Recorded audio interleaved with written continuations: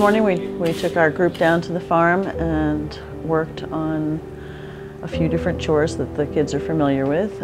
We got an extra special treat because we got there in time to watch the cows cross to the field, which is something that not a lot of farms do these days. Can you say moo? Moo! And then they stopped off to visit the 3 sheep that are mowing the lawn, and then they got started with their jobs. And one student works to carry grain from the barn. There's a big storage closet in the barn where they blow in the grain, and so we have to carry it in buckets down to where the chickens live. Great job! Great job! Great job! Tyler is familiar with that, and so he got busy with that. He really enjoys that job. 7, 8, 9, 10! Yeah! You know, they step out of the van at the farm and they just smile. They just love being there. As the education leader of Crotched Mountain School, I think every student deserves the opportunity to explore everything in life that they possibly can. The students know that they're going to the farm today, and it just brings out that big smile and knowing, yes, they're going to have fun, but also they're going to be learning something at the farm that they did not learn in the classroom by doing hands-on piece with the farm.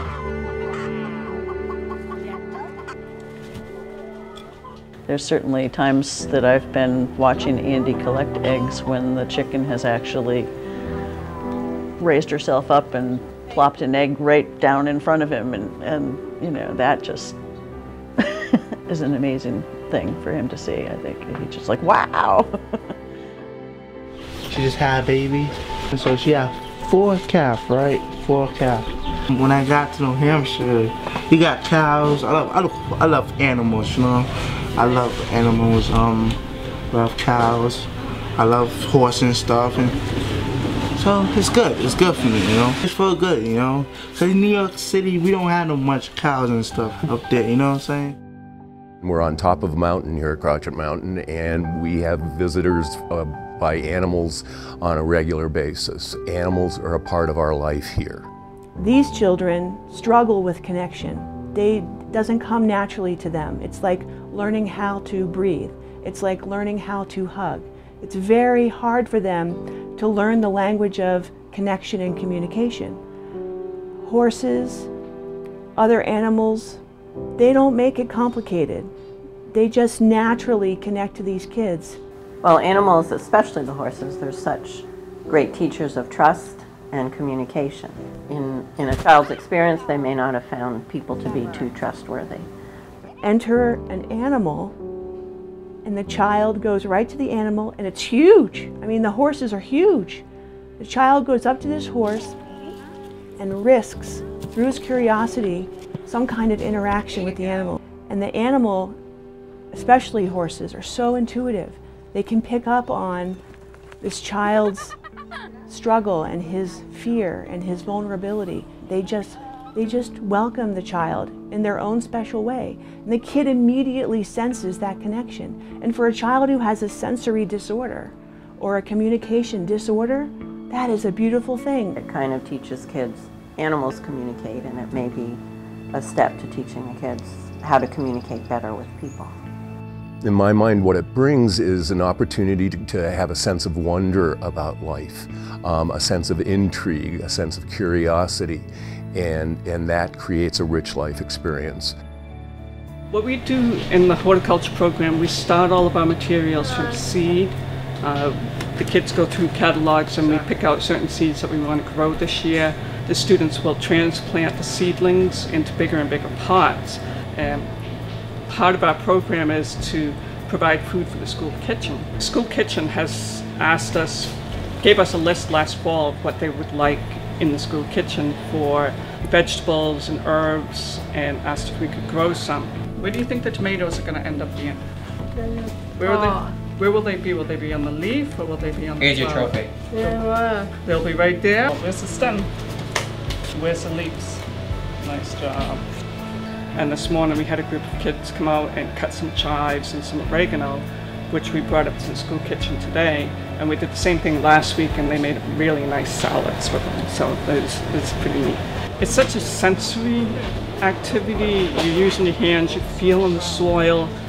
Some people will actually say it's a spiritual activity where your inner self-esteem is developing at the same time, and you're making a connection with the soil. You're making a connection with, this is, if I plant this tomato today, I know that I can eat it later on. This is the place where we work with the soil to make the food so that we have something to eat at lunchtime. We serve around 6,000 meals a month here out of this kitchen. The students work very hard here to harvest the vegetables from the organic farm program here at Crotched Mountain, and we are lucky enough to be able to serve them with the product that they give us. We have a great vocational program here, and a lot of the students come in here and do multiple things to help us out, whether it's cutting cucumbers for the salad bar or putting yogurts out front. They're very helpful for us.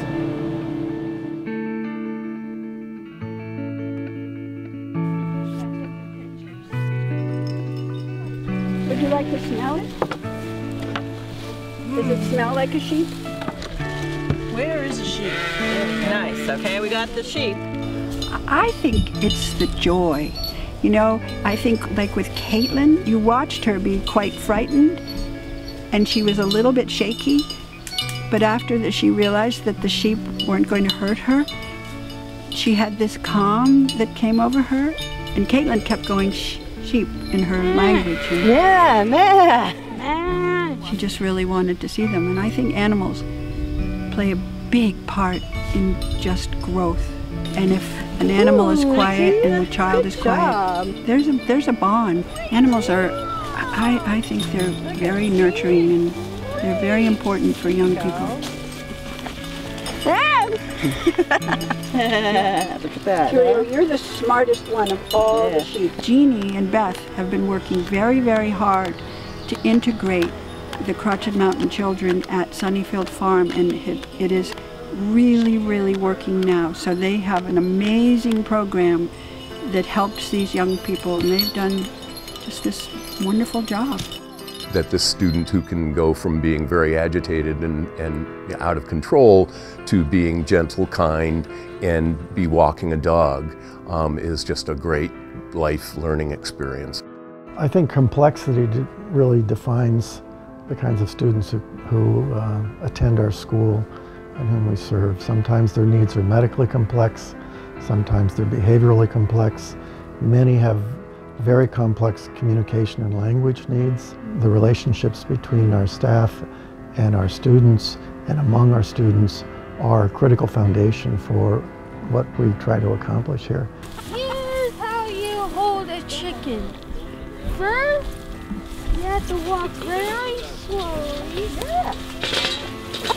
And then grab him really quickly, lift him up, and that's how you hold a chicken. And then, if he wants to fly off, let him fly off. 2,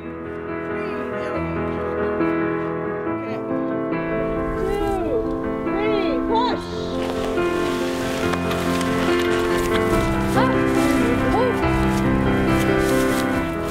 See, here's an example. Get the water, and then... There you go. That's how good it is. Yep. Well, one of the things I've been looking at for, I guess, more than 20, 30 years as a psychologist has been the role of animals on children's development. One of the benefits that we see is that children can make important connections, attachments, relationships with the animals in their world. There's some good research now that's showing that they actually function better, that they are, in fact, weathering stress. And we have research showing that there is a calming effect from being with a friendly animal. And the idea is that a relationship with an animal can function as a bridge to connecting or reconnecting with other humans. We have an increasing number of students who have serious behavioral issues, whose behavioral needs have exceeded the capacity of local community school districts and sometimes families to manage. And many of these individuals, while they have the capacity to learn, it's been